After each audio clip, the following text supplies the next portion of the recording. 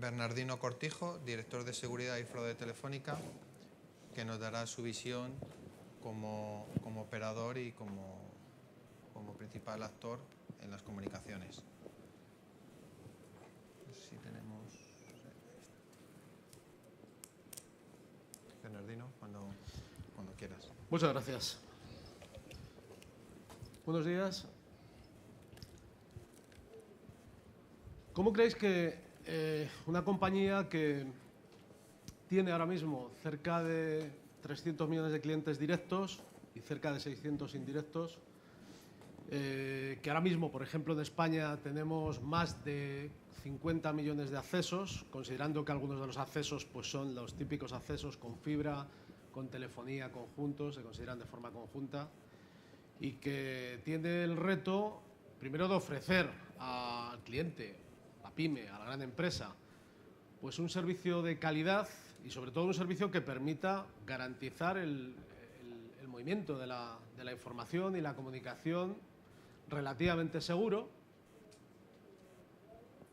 y además con unas condiciones que permitan nuestros puntos más fundamentales de lo que se ofrece, como es la innovación, que ya se ha comentado aquí hace un ratito, o como es la forma de exponer las nuevas modalidades, los nuevos sistemas que nos permitirán y que nos permiten ya actualmente pues, ir mejorando la calidad de vida y la forma de dar otros servicios nuevos a las empresas.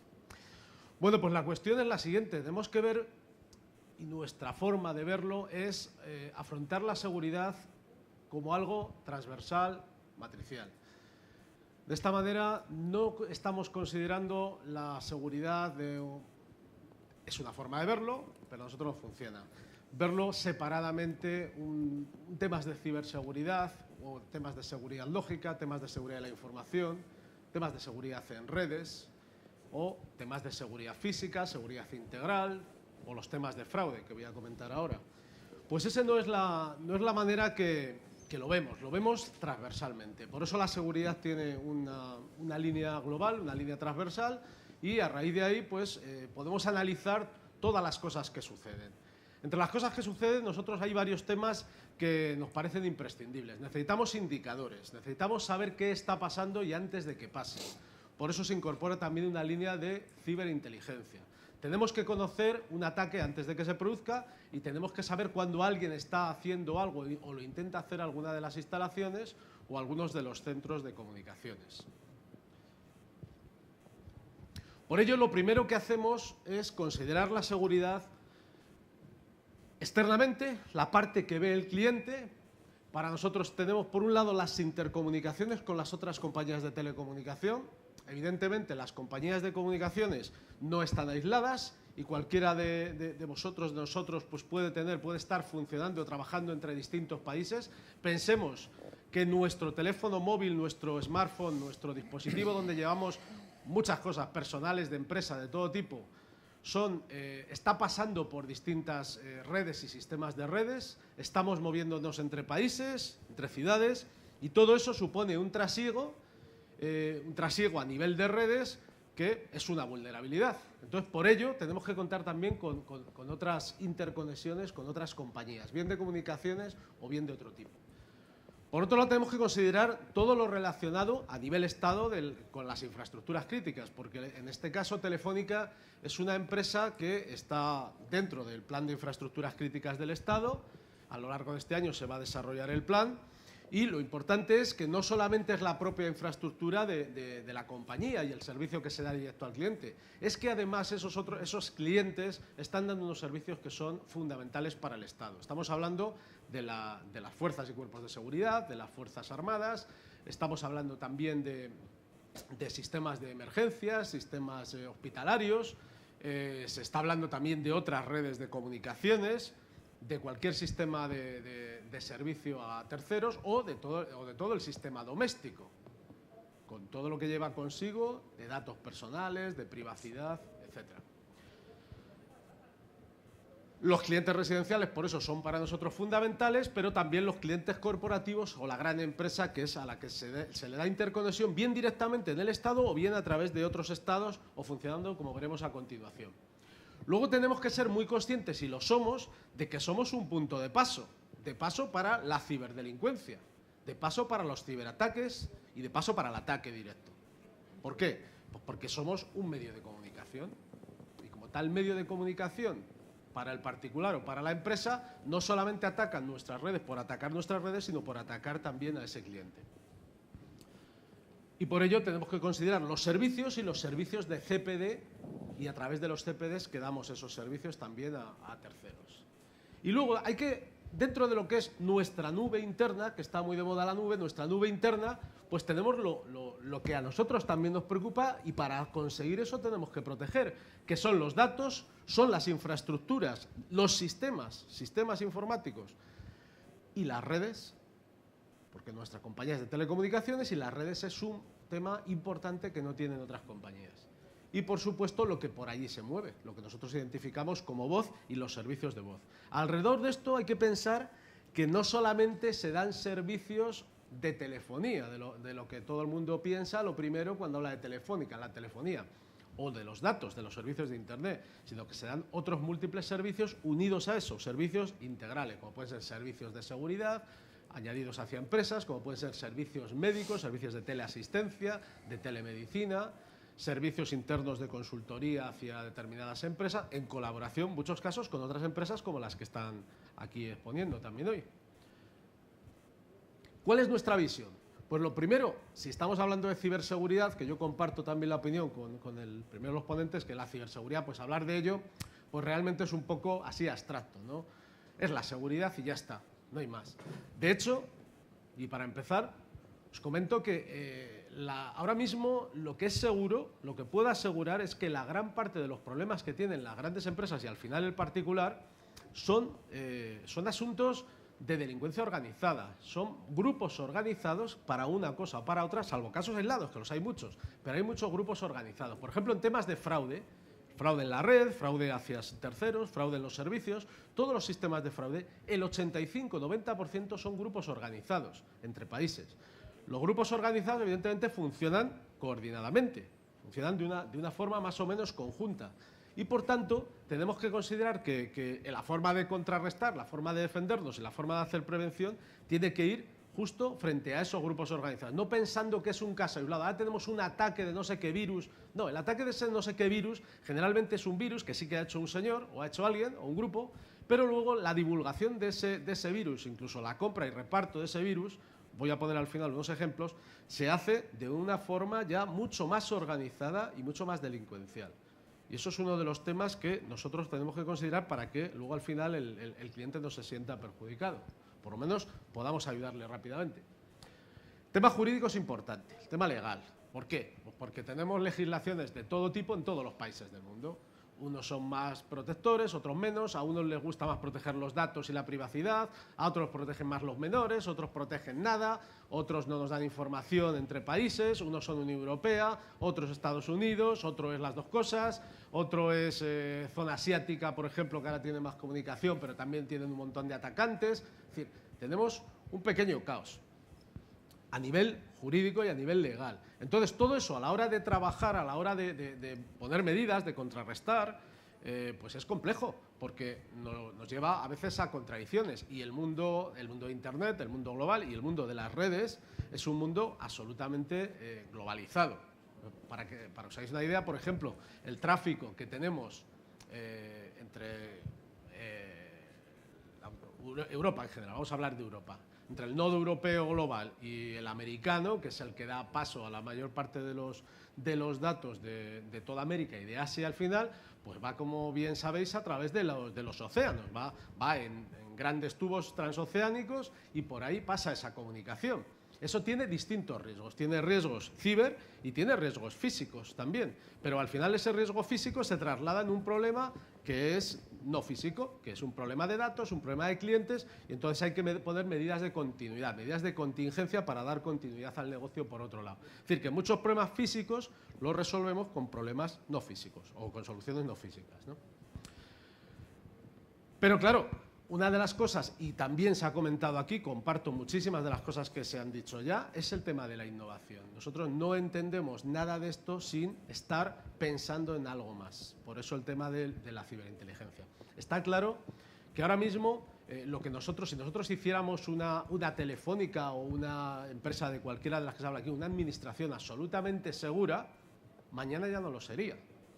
Mañana sería imposible que lo fuese, porque se han creado cosas nuevas por los malos y por los buenos. Y muchas veces lo que se crea por los buenos al final repercute en positivo para los malos. ¿Qué quiero decir? Que tenemos que estar constantemente viendo lo que hay. Nosotros, por ejemplo, en la organización interna tenemos un área de inteligencia y un área de un laboratorio de seguridad que lo que hace es estar viendo nada más que eso, qué es lo que se está cociendo, qué se está generando nuevo, metidos en congresos, metidos en redes por ahí de todo tipo, porque es la única forma de saber cómo se mueven estas cosas. Pero la realidad, como digo, es muy distinta. La realidad, esto es lo que queremos hacer, ¿no? Protegerlo todo. Y todos queremos estar protegidos cuando compramos un teléfono, cuando tenemos un ordenador en casa. Pero el problema es que eso no es así, que la situación es bastante insegura. La situación es un problema principalmente a nivel de estados de coordinación, por ejemplo. A nivel de coordinación es importantísimo. Nosotros tenemos la gran suerte, y digo nosotros me refiero como ciudadanos del mundo, la gran suerte ahora que se ha puesto de moda el tema de la ciberseguridad y que los estados se lo están tomando en serio. Y tenemos lo que se llaman CERT o CIRT, en algunos casos, que son centros de emergencias, centros que reciben, y porque tienen sus medios, tienen un software que lo permite y un equipo profesional donde reciben informaciones de qué está pasando. No me gusta hablar de ataques, pero bueno, de ataques para entendernos, ¿no? Entre nosotros. De ataques.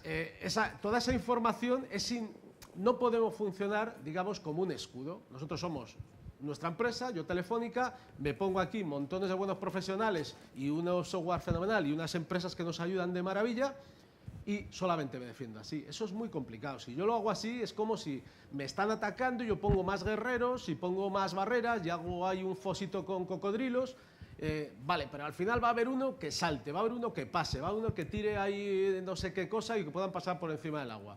Necesitamos saber qué es lo que está pasando. Tenemos que ir al ataque en este sentido, ¿no? Tenemos que saber cómo movernos en esa línea. Entonces, esa coordinación a nivel internacional supone que, estando interconectados esos centros, tenemos una información de lo que está pasando en Estados Unidos, de lo que está pasando en Lituania o de lo que está pasando en China. Y de esa forma, bueno, pues por lo menos tenemos algo más de información y estamos algo más protegidos. Bueno, esto quería comentarlo, pero ¿aquí ha pasado algo? Ya está. Sí, lo que pasa es que se ha ido un poco. Sí, gracias. Bueno, esto voy a pasarlo muy rápido porque esto es un poco la forma de cómo nosotros vemos la protección de un país a nivel de ciber, en el sentido, por un lado, de estableciendo unas líneas de defensa, que era esa parte inicial que tenemos que hacer, pero que no es la única.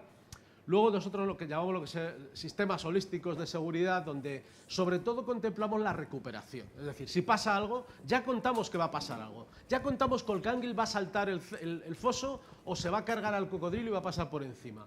Entonces tenemos que saber qué hacemos cuando eso pase, y eso es fundamental. Entonces todos los procesos de continuidad del negocio para nosotros son tan importantes como los temas de seguridad. Y luego, pues a nivel, bueno, grupo de trabajo, de intercambio de información con otras entidades, que algo ya hemos comentado. Proceso, lo he simplificado mucho. Es tan sencillo como esto y tan difícil como esto. Responder ante eventos, vamos a empezar por ese lado, podemos empezar por cualquiera. Respondemos con los sistemas que sean, nos preparamos ante eso que ha pasado, tenemos que prepararnos, intentar estar precubiertos, ponemos las medidas de mitigación, como es lógico, y de recuperación. O sea, es tan sencillo como eso. Lo que pasa es que cada una de esas partes pues tiene muchas cosas. Aquí quería solo comentar, vamos a ver, tengo datos actuales. Lo que pasa es que los datos actuales, curiosamente, en los últimos años no se han publicado. No se han publicado oficialmente. Estos son datos, esto del 2010, ahora veremos los 2012. Cifras que se mueven al nivel del 2014 están alrededor de 15.000 billones. O sea, estamos hablando, hay 7 millones... ¿Esto qué son cifras? Cifras que se han reconocido como que se han perdido por un problema de ciberseguridad, ¿vale? Por un ataque o por algún problema similar dentro de empresas más o menos grandes que participan en estas encuestas. Bueno, esto es de Symantec, Estos son datos oficiales de 2010 porque no han publicado después oficiales en este sentido. Han publicado otros, pero no en este sentido. Bueno, esto podéis encontrar muchas cosas en Internet, no me entretengo. Lo único que quería es trasladar que el problema es bastante importante a todos los niveles. Esto es del gobierno del Reino Unido, ¿no? Y aquellos ya reconocen pues, una serie de billones de libras, de billones de libras esterlinas que efectivamente pues, nos dice, y eso es reconociendo por el propio gobierno del Reino Unido. Vamos a pasar a algún ejemplo. ¿Qué pasaría ahora? Yo no puedo, no nos da tiempo aquí para contar un poco toda la situación, luego podemos hablar o establecer algún debate, pero sí quería sacar algún ejemplo reciente. ¿Qué puede pasar si por una decisión política, por ejemplo en la Unión Europea, se decide suspender el servicio de WhatsApp? A nivel de usuario, cada uno de vosotros diréis, pues vaya faena porque yo me manejo ahí, tengo mis grupos, mi tal. A nivel de compañía, nosotros tendríamos que limitar el acceso a un servicio dentro de un sistema y de una parte de la red, limitando las condiciones de servicio de esa red, con lo que lleva consigo todo eso.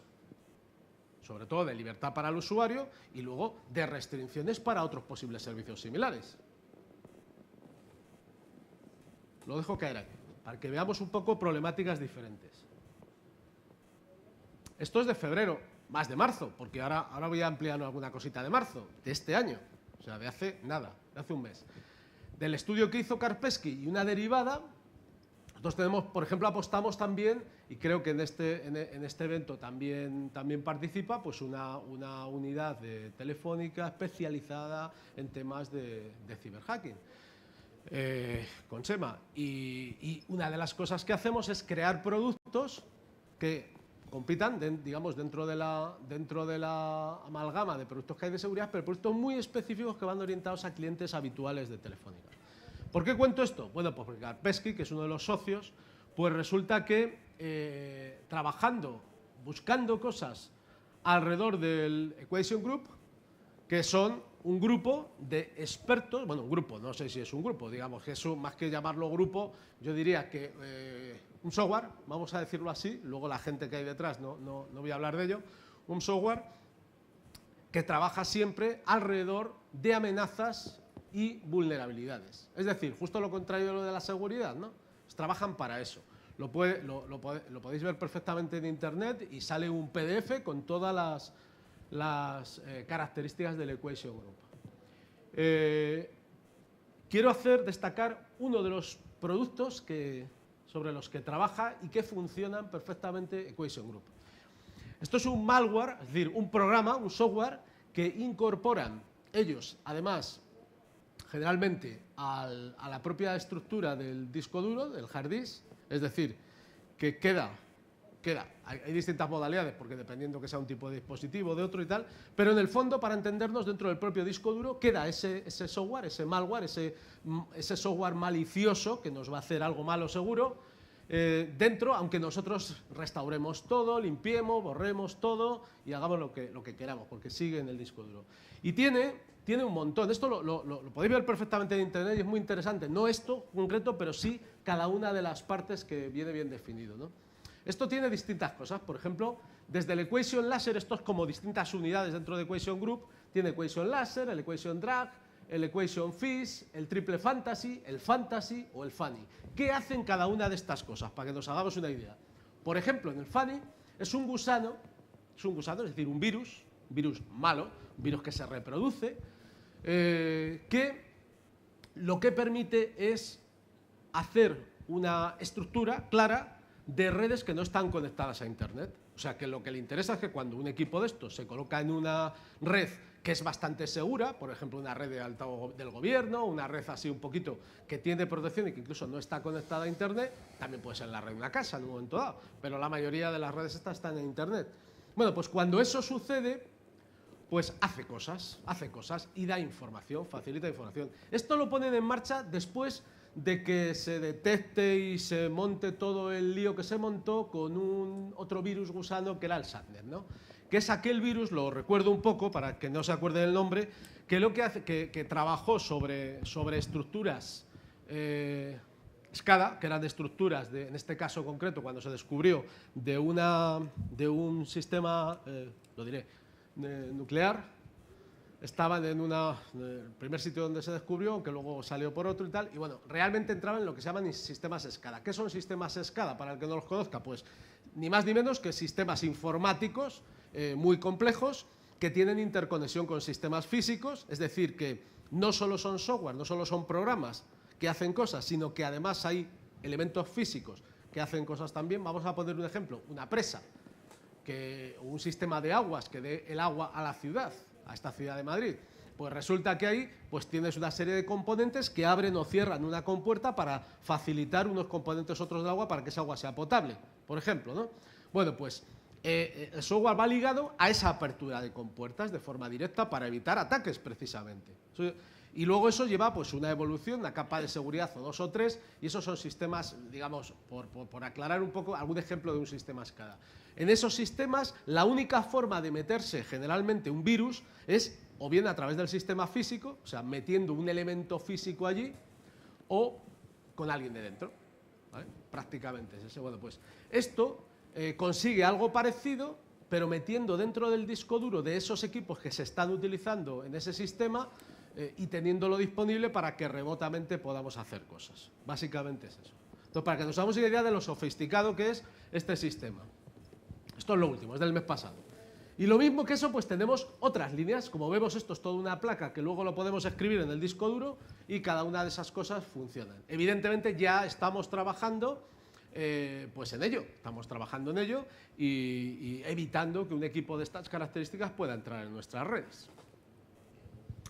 Esto es un caso también del F-Secure, que está dentro también de las actividades del Equation Group, por no entretenerme demasiado, que lo tenía detectado la NSA. Esto es una página que venía reflejado el esquema que tenía la NSA de cómo estaba funcionando, para que vean que lo que estamos diciendo pues es realmente algo de hoy en día y que está funcionando. No me entretengo mucho. Y lo único que comentar, por ejemplo, que también es bastante reciente, que ahora es una evolución, es el Superfish. Es otra vulnerabilidad que en este caso concreto la han introducido también a través del disco duro del equipo. En este caso eran equipos Lenovo, pero que ahora ya, claro, lógicamente, luego lo ha parado, pero esto es muy reciente, es de hace casi días, ¿no? Porque cuando se ha descubierto, o sea, había unos bulos y tal, pero bueno, dentro del propio equipo pues había también una vulnerabilidad parecida a la que he contado, donde se podía también tomar a través del software que tenía que ser en este caso el de Windows, pues tenía cierta vulnerabilidad, ¿eh? Y podíamos manejar ese equipo aunque no hubiéramos introducido ningún virus a posteriori, no nos hubiéramos conectado a internet nunca, ni nada, ¿no?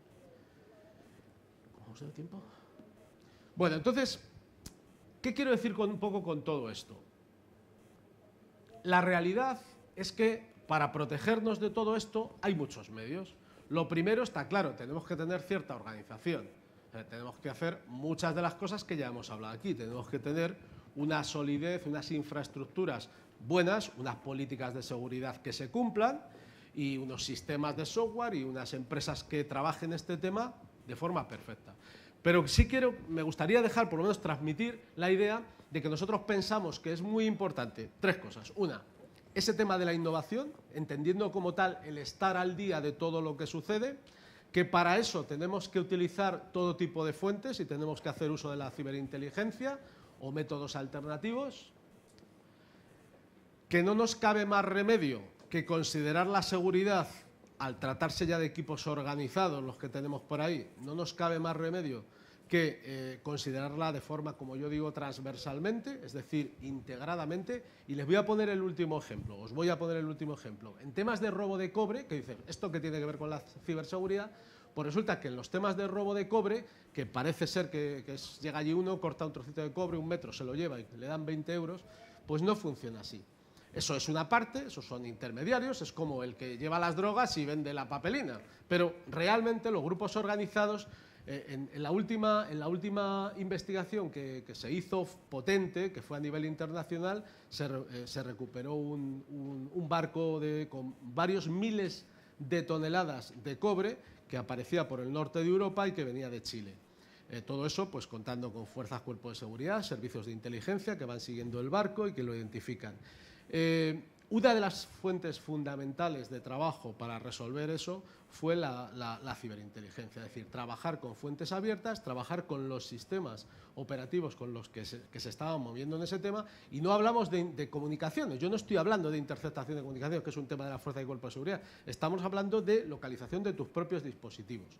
Entre ellos, incorporar, por ejemplo, en el material, en el cobre, elementos que puedas localizar de forma cibernética, que es una de las cosas que estamos incorporando y que te permiten pues, saber exactamente dónde se ha cortado una cosa y dónde ha aparecido en otro lado. Pero al final era también un grupo organizado. Entonces, aquí he puesto un pequeño ejemplo de una cosa de física, de seguridad, digamos, física como entendemos todos, pero que no nos cabe más remedio que hacer una interconexión por los temas de cibervigilancia y de seguridad cibernética, pues para resolverlo. Ni qué decir tiene al revés, con todos los temas de ciberseguridad tradicionales, vamos a decirlo así, y al tratarse luego de unidades físicas, de grupos organizados, pues tenemos que combinarlos con sistemas físicos también.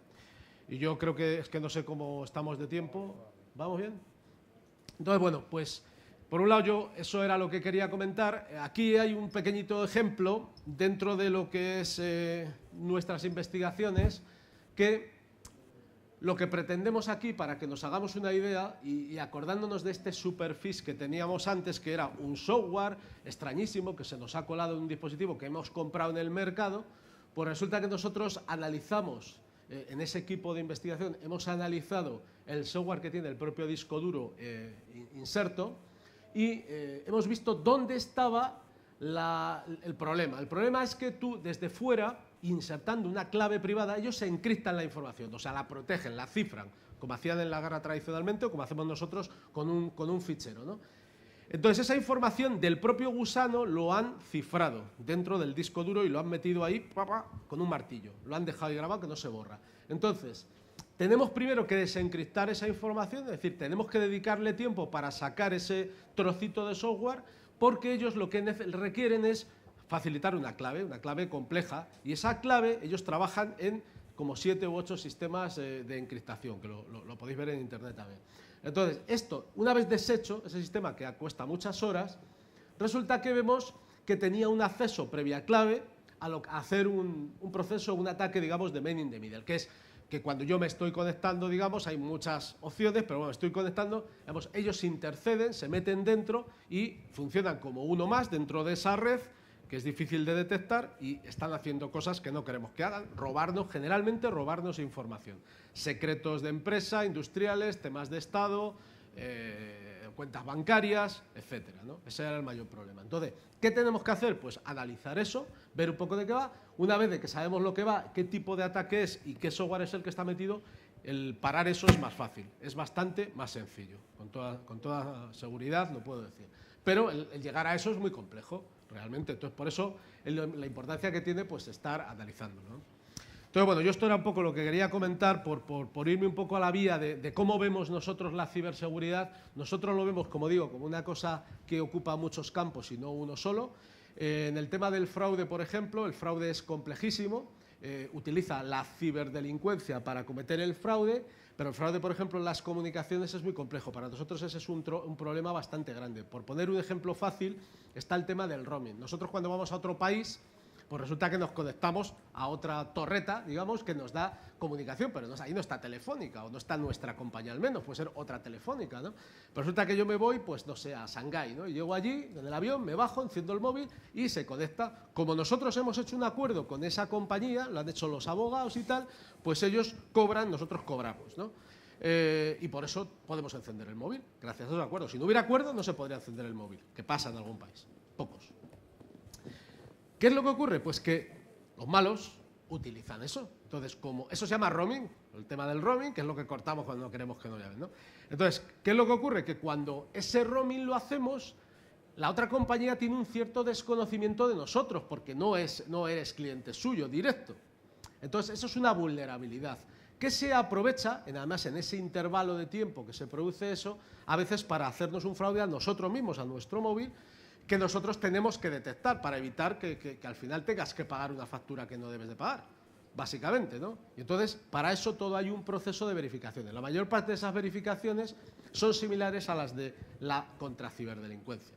Es decir, que nosotros al final lo que hacemos ahí es analizar lo mismo que hace el malo, es evidente, intentar hacer el recorrido contrario, como una investigación cualquiera de ciberdelito, ¿no? Ese es un poco el proceso por ver algo que es diferente en una compañía de telecomunicaciones. Y como no tenemos más tiempo, pues luego estoy yo para lo que quieran, para cualquier preguntita o cualquier cosa que queramos comentar, pues a vuestra disposición.